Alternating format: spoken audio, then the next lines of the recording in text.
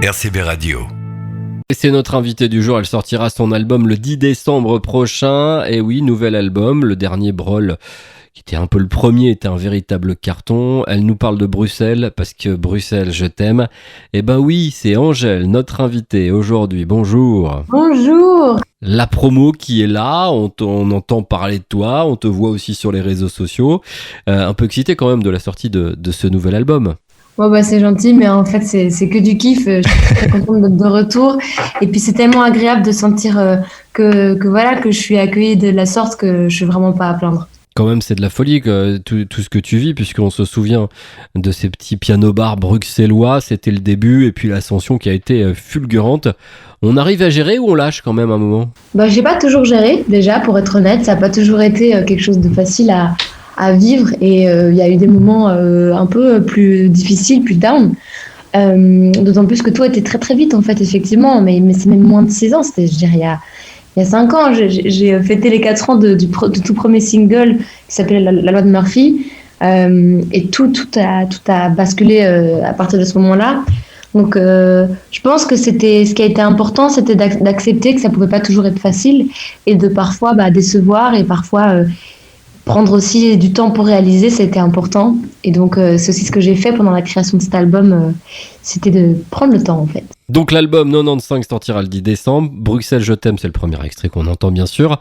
Et tu l'as écrit donc pendant le premier confinement. Exactement, c'est tout à fait ça. En fait, j'avais envie, et peut-être besoin même, de déclarer ma flamme à cette ville qui est quand même la capitale de la Belgique, et puis qui est aussi la ville qui m'a vu naître, qui m'a vu grandir, et qui m'a vu sortir les premiers singles, jouer les premiers concerts dans les bars, et lui rendre hommage alors que je passais tant de temps à Paris. J'avais l'impression de lui faire des infidélités, et donc j'ai eu besoin de rattraper le temps perdu avec cette chanson. Bruxelles, je t'aime, c'est aussi deux personnes, Dick Hannegaard, puisqu'il chantait Bruxelles, et ça a été une des chansons que tu faisais dans les piano-bars, et puis je crois Damso aussi, c'est lui qui t'a découvert.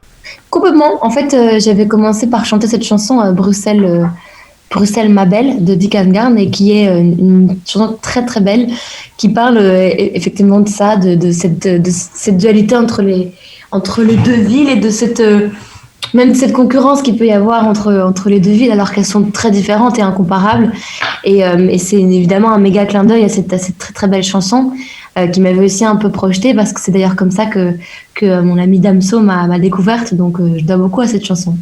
Dans le clip, donc tu es dans un train. Ça m'a fait penser à une série de Netflix, No Pacer. Je sais pas si ça t'a marqué, si tu l'as vu. J'ai vu, ouais, j'ai vu cette série. Enfin, j'ai vu une partie de la série.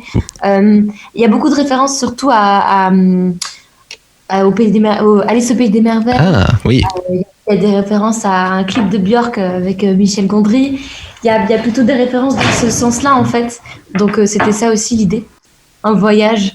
Dans ce clip, en plus, il y a plein de références à plein de choses. C'est avec tes équipes que tu as travaillé. Comment ça s'est passé ? Ça a été la confection des décors qui a été importante. Et ensuite, faut imaginer que quand on fait un clip, on essaie de rendre tout possible, vraiment dans la mesure du possible, selon ce qui est possible de faire. Oui. Et là, on avait plein d'idées en tête, et on a pu faire tout ce qu'on voulait, donc c'est très très cool. Il y a un peu de tout dans ce clip. Il y a de la neige, il y a de la verdure, il y a une sorte de boîte de nuit, il y a des enfants, et c'était très très amusant à faire. Damso a été le premier à te donner ta chance avec des premières parties. Du coup, c'était un peu le retour d'ascenseur. Tu lui as demandé de participer à l'album, il a forcément dit oui tout de suite.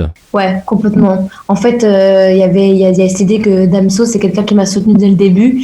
Et effectivement, 1 an avant de sortir mon album, je l'accompagnais en tournée au clavier pour ses concerts, et je faisais les premières parties. Et c'est une expérience qui a été très très importante pour moi, parce que ça n'a vraiment pas été facile. Les premières parties, c'est hyper ingrat, et mon style était très très différent du sien, donc c'était pas toujours bien reçu par le public, et donc c'était toujours un peu un challenge.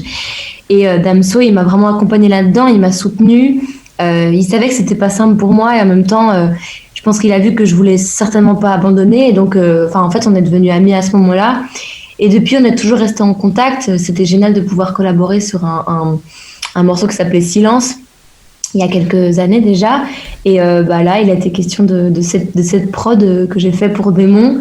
Et je la trouvais vraiment cool. Damso, il était de passage. On était à l'ICP, qui est un studio d'enregistrement à Bruxelles. Et en fait, naturellement, on s'est dit, vas-y, quoi. Bah voilà, l'album d'Angèle qui sort le 10 décembre 95. Merci beaucoup Angèle. À bientôt. Grand merci. Au revoir. RCB Radio, à la Seine-sur-Mer, sur 96.2.